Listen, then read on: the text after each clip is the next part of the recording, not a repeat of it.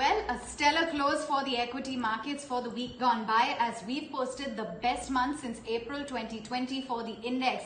Although we might not have been at the crucial 13,000 mark, we wrapped up flattish for the day at 12,944 thereabouts. The Sensex down about 150 points, so just about flat. But the real action was within the broader markets today, which gained about 3% plus for the small caps and nearly 3% for the mid-cap index. And incidentally, it's been the mid-cap index which has gained for the 6th straight month on the trot. The small-cap index has posted its best month since June 2020, and it's been the best November in history for both the mid as well as the small caps. Let's talk about today's trading session in terms of the sectoral bias. And IT may have been a bit muted in today's trading day, but other than that, real estate, media, PSU banks, auto, finance, the Nifty bank as well, more than made up for that. You had energy as well as infrastructure that was rather quiet. In fact, you had the metals index posting its best month since Jan 2012, the Nifty FMCG posting its best month since April 2018, and the Nifty bank posted its best November in history.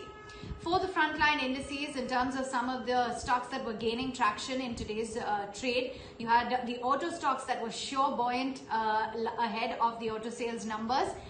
Tata Motors and Top Gear, Hero MotoCorp did very well. Bajaj Auto, Eicher Motors, the entire basket really held out. Other than that, Divi's Laboratories, Bajaj Finance, Tata Steel had a good run up today. IndusInd Bank, Asian Paints, as well as Kotak and Infosys, along with Titan, Cipla, were all movers on the front side.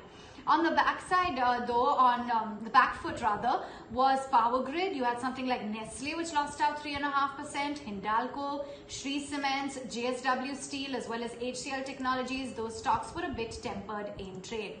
Within the newsmakers, then, of course, the day belonged to those gas distribution firms. They were all on fire, the likes of IGL, MGL, Gujarat Gas, Adani Gas, as the regulator PNGRB simplified the gas pipeline tariff.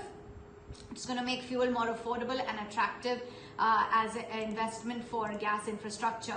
Something like M&M is going to partner with TVS Automobile Solutions. You had NTPC, the buyback kept the stock in focus.